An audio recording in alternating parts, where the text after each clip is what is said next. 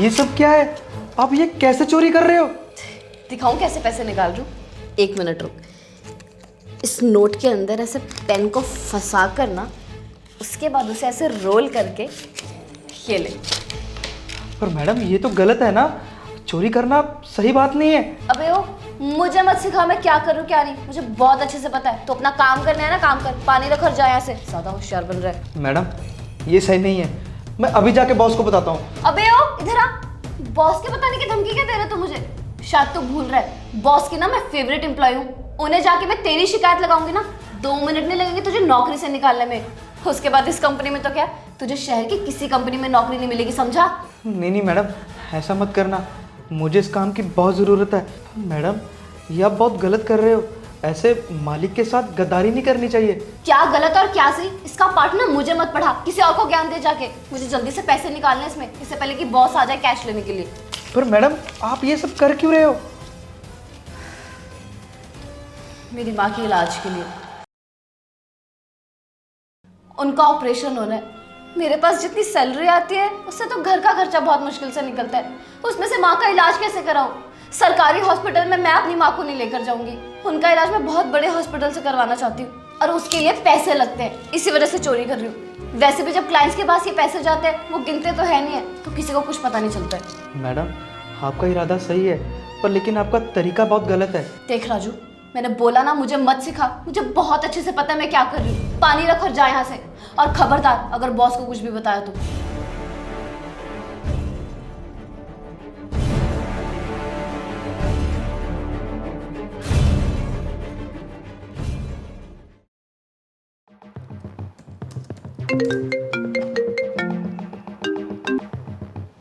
Hello बहन एक काम कर, जल्दी से ऑफिस से छुट्टी लेके घर पे आ जा, मैं माँ को हॉस्पिटल लेके जा रहा हूँ। तुझे मैंने समझाया था ना कि माँ का इलाज सरकारी हॉस्पिटल में नहीं करवाना, क्यों लेके जा रहे हो उनको तू? अरे मैं कोई सरकारी अस्पताल में नहीं लेके जा रहा हूँ उनको, बड़े प्राइवेट हॉस्पिटल में लेके जा रहा हूँ। क्या? ये क्या बोल रहा है तू? तेरे पास इतने पैसे कहाँ से है? कैसे अनजान बन रही है तू? तेरे को पता नहीं है क्या, जो तुम्हारे ऑफिस में एक राजू नाम का लड़का है, वो इतने सारे पैसे दे के गया माँ के इलाज के लिए। राजू? लेकिन वो तो हमारी कंपनी का सिक्योरिटी गार्ड है। हाँ वही सिक्योरिटी गार्ड आया था और वही 2 लाख रुपए दे के गया माँ के इलाज के लिए। मेरे को लगा शायद तूने भेजे होंगे। ये क्या बोल रहे तू? अच्छा मैं देखती हूँ, रुक जा। राजू,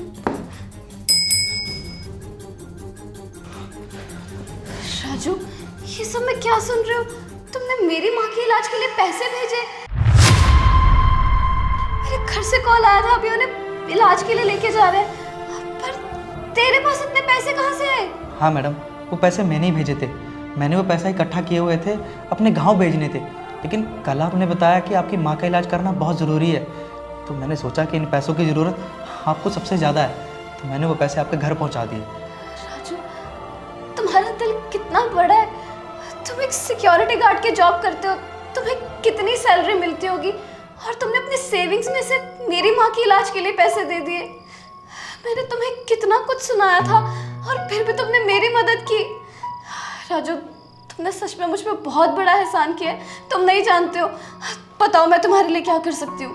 मैडम आपका बहुत बहुत शुक्रिया, लेकिन आप कुछ करना ही चाहती हैं तो बस ये चोरी करना बंद कर दीजिए, ये बहुत गलत बात है।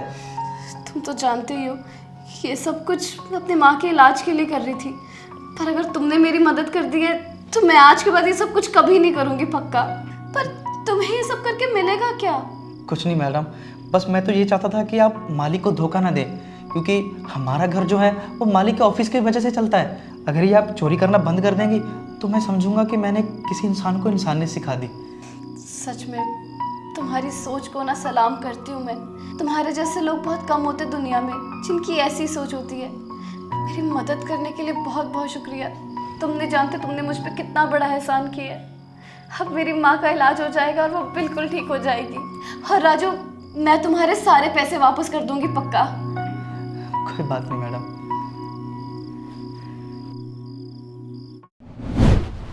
अरे राजू, क्या हुआ?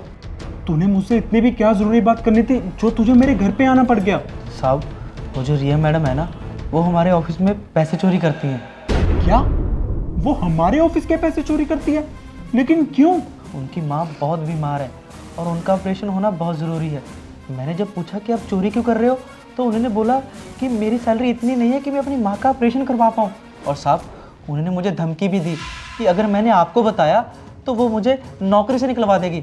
मुझे साहब ये अच्छा नहीं लगा, तो मैंने आपको आके बता दिया। क्या रिया ये सब कर रही है? वो चाहती तो मुझसे भी आके पैसे मांग सकती थी, लेकिन वो चोरी कर रही है। उसका तरीका गलत है, लेकिन उसका इरादा नहीं। उसे अपनी माँ के ऑपरेशन के लिए पैसे चाहिए, और हर इंसान चाहेगा कि उसके पेरेंट्स बिल्कुल सही सलामत रहें। वो कितने टाइम से हमारे यहाँ पे काम कर रही है, तो मुझे उसकी मदद करनी पड़ेगी।